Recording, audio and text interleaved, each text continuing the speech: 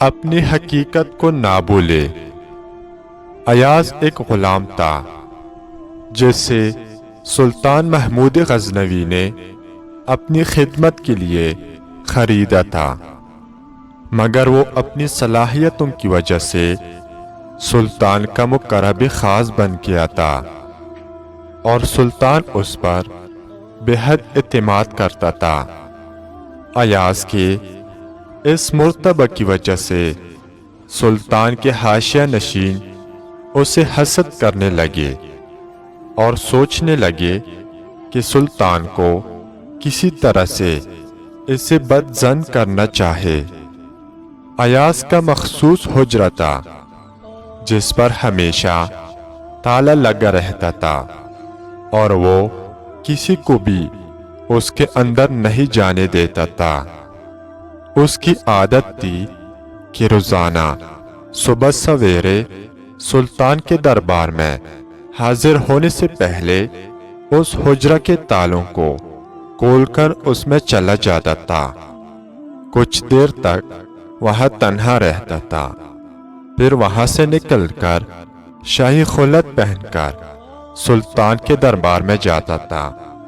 سلطان کے حاسد حاشیہ نشینوں نے سلطان سے اس کی شکایت کی اور اس سے کہا کہ ایاز نے شاہی خزانے سے قیمتی جواہر چوری کر کے اپنے حجرے میں منتقل کر دی ہے، اور وہ روزانہ صبح کے وقت اس حجرے میں جاتا ہے اور ان جواہر کو کافی دیر تک دیکھتا رہتا ہے، پھر وہ مطمئن ہو کر آپ کے دربار میں آتا ہے۔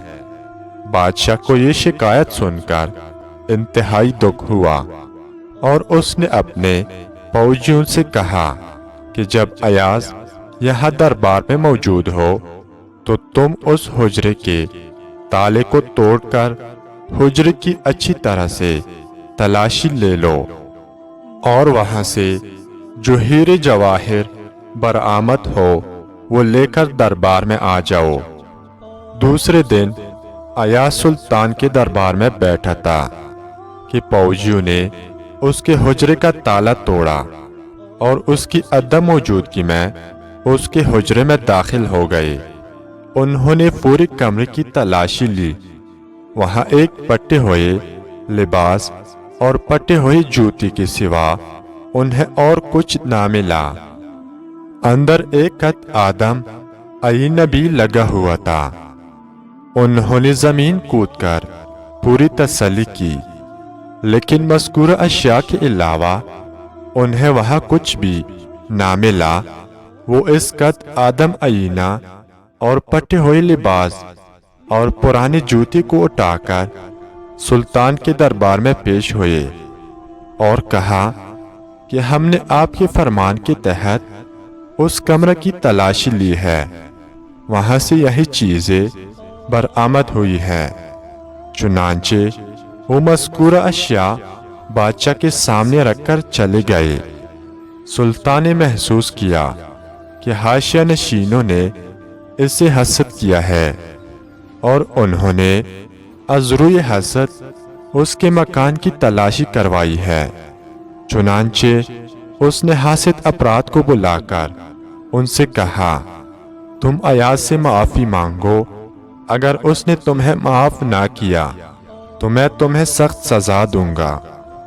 حاسد حاشیہ نشین ایاز کے قدموں پر گر پڑے اور گر گڑا کر اسے معافی طلب کرنے لگے۔ ایاز نے کہا، اگر سلطان تمہیں معاف کر دے تو میں بھی تمہیں معاف کر دوں گا۔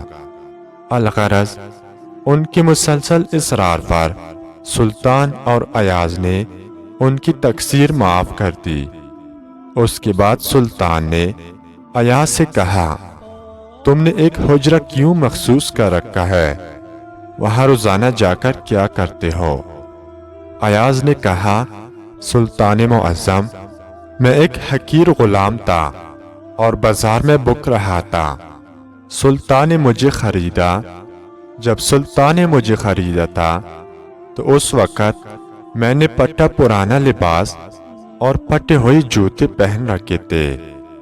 اور اس کے علاوہ میرے پاس کوئی دولت نہیں تھی۔ سلطان نے میری عزت افزائی کی اور مجھے اپنے مقرب خاص کا درجہ عطا کیا۔ اس عزت کو دے کر بعض اوقات نفس ہمارا مجھے دھوکہ دینے لگ جاتا ہے۔ چنانچہ میں نے اس کا یہ حل تجویز کیا ہے کہ اپنے پٹے ہوئے لباس اور پٹے ہوئی جوتی کو ایک حجرہ میں رکھ کر اس پر کپل لگا دیتا ہوں، اور ایک قد آدم آئینہ نصب کیا ہے۔ سلطان کے دربار میں حاضر ہونے سے قبل میں روزانہ اس حجرہ میں جاتا ہوں اور اپنے آپ کو دیکھتا ہوں اور کہتا ہوں، ایاز قدر خود رب شناس، ایاز اپنی حقیقت کو پہچان۔ اسی طرح سے میرے ذہن میں اٹھنے والا غرور ہوا ہوا جاتا ہے اور میں اپنے آپ کو اللہ تعالی اور سلطان کے احسانات کا ممنون سمجھنے لگتا ہوں۔ اس واقعہ کو بیان کرنے سے ہماری غرض یہ ہے کہ انسان کو ایاز کی طرح سے اپنی حقیقت یاد رکھنی چاہیے اور اس سے وقتی عزت پا کر مغرور نہیں ہونا چاہیے۔